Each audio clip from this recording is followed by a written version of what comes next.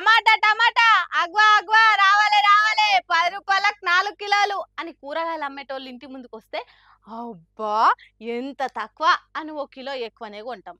అంత తక్కువ రేటు ఉన్నా కూడా కొంతమంది కొస్రి బేరం ఆడతారు. అంతేగాని టమాటాలు వేసిన రైతులు ఎంత ఆగమవుతున్నారో అనే ఆలోచన చెయ్యరు. ఇగో గీడ చూడుండ్రి, టమాటాలు రేటు తక్కువ ఊడుతోని ఎట్లయిందో కథ.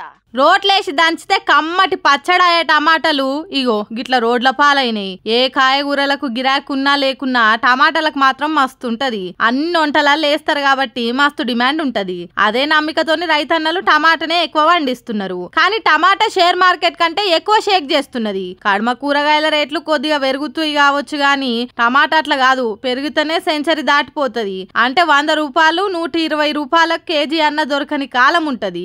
లేకుంటే ఇగో గిట్ల 3-4 రూపాయలకు పడిపోతది. అందుకే టమాటా పండించే రైతుల పరిస్థితి జూదం తీరుగా అయింది. వస్తే లక్షలు కోట్లు వస్తాయి, లేకుంటే అప్పుల కుప్పలు పెరిగిపోతాయి. కాయలు దెంపేటోళ్లకు కూలీలు, ట్రక్కుల ఛార్జీలు, మార్కెట్ షీటీలు, రైతు వాడే కష్టం అన్ని కలిపి లెక్కలు చేస్తే రూపాయి కూడా మిగులుతలేదట రైతన్నలకు.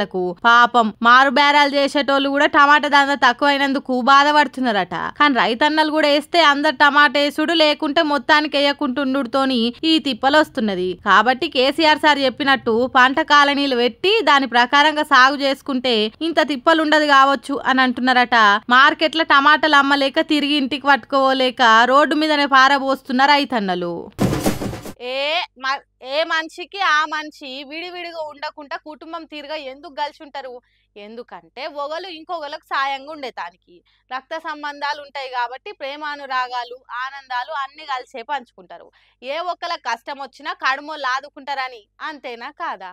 కానీ ఓ గీడ చూడుండ్రి, ఓ ముసలి తాత ఎంత గోసపడుతున్నాడో. కాలు రెక్కలు ఆడినన్నాళ్లే కన్నోళ్ళు, కాటికి కాలు జాపే టయానికి ఎవ్వరు పట్టించుకోరు అన్నట్టే అయింది గీ తాత పరిస్థితి. పాపం ఇంటింటికి తిరిగి బుక్కడంత బువ్వ అడుక్కొని తింటున్నాడు. ఎవ్వరు లేనప్పుడు ఏం చేస్తాడు మరి అనిపిస్తున్నది. గాని హన్మకొండ జిల్లా భీమదేవరపల్లి మండలం కొత్తకొండ అనే ఊర్లుండే వెంకటయ్య అనే గీ తాతకు 2 కొడుకులు 4 బిడ్డలున్నారట.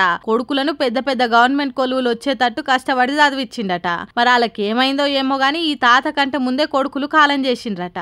అప్పటి నుంచి భార్య లక్ష్మితోని ఎప్పుడు కూల్తాదో తెలియనిగో గీ ఇంట్లో ఉంటున్నాడట. కొన్నొద్దులు మంచిగానే ఉన్నా ఈ నడమనే లక్ష్మి కూడా జీవిడిచిందట.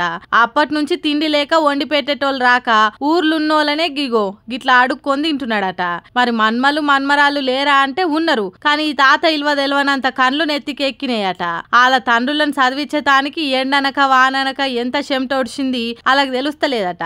ఈ తాత లేకుంటే మాకు ఈ బతికెక్కడిది అనే ఆలోచన వస్తే కదా, తిననీకే తిండి లేని కాలాన ఎంత తిప్పలబడి మా తండ్రులను చదివిచ్చిండో అనే ఇంగితం కూడా ఉండాలే కదా. అదేం లేకుండా మన్మన్లు తాత పేరు మీద ఉన్న భూములు జాగలు ఆస్తులు పాస్తులు అన్ని వాళ్ళ పేరు మీదకి ఎక్కించుకొని ఇలా నెలగొట్టిండ్రట. మరి బిడ్డలు ఎందుకు దగ్గర తీస్తలేరో తెలియదు గాని కడుపు నింపుకునే తానికి కంట నీరు పెట్టి ఇల్లు తిరుగుతున్నాడు. పాపం ఆ ఊరోళ్ళు కూడా మంచోలే ఉన్నట్టున్నది. ఇంటి ముందటికి పోగానే ఇంత బువ్వేస్తున్నారట. చూడుండ్రి తాత పరిస్థితి ఎట్లయిందో. ఆ మన్మన్లకు కూడా ఇసోంటి గతే పడుతుంది, సాలెనక సాలొస్తుంది, ఏ తప్పది అని అంటున్నారట ఆ ఊరు జనాలు.